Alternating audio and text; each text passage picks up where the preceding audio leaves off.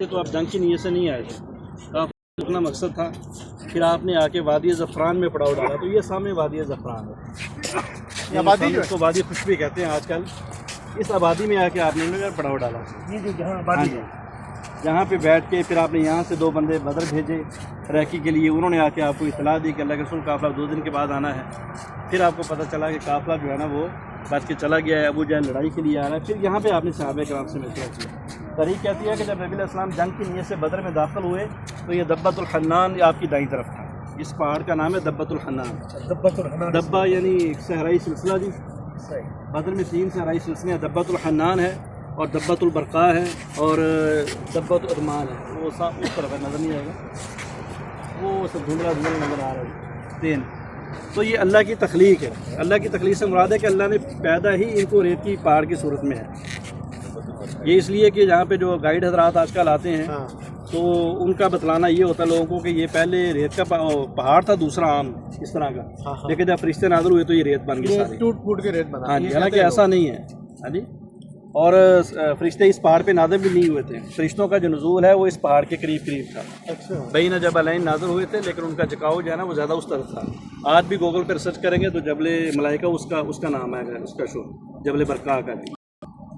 بہرحال اسلام نے جو ہے نا جہاں پہ بیٹھ کے جنگ کا مشورہ کیا تھا. یہ اصل پوائنٹ تھا. یہاں پہ جنگ کا ارادہ بنا اور جہاں سے جنگ کی آپ نے نیت کی. اور جہاں پہ ہم کھڑے ہیں کہا جاتا ہے کہ جہاں پہ جو ہے نا وہ نزول ملائکہ ہوا تھا، فرشتے یہاں پہ نازل ہوئے تھے. ہاں جی.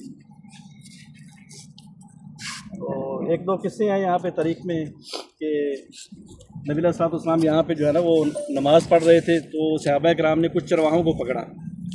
تو پوچھا جی کہ آپ کون ہو؟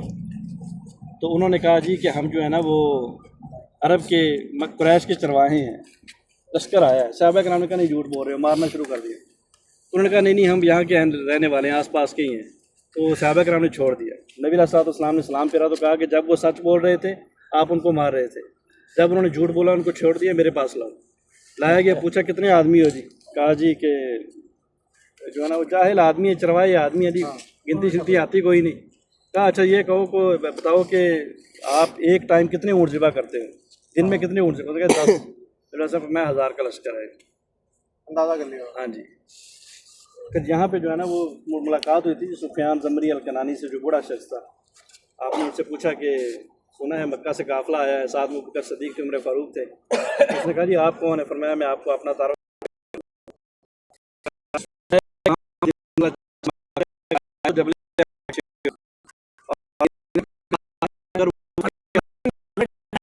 کے پیچھے یہ لوگ اندازہ اسی طرح سے بھی لوگ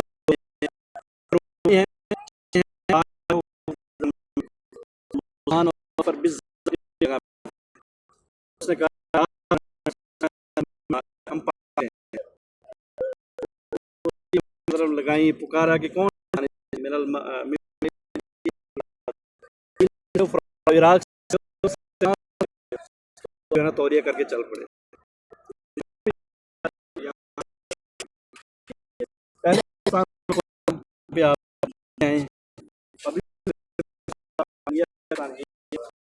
یہ مسجد قبرستان کی مسجد بن رہی ہے، یہ بڑی مسجد بنی ہوئی ہے.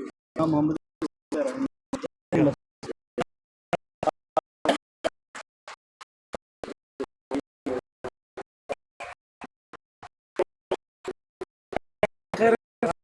خدمت باقی والا ناقص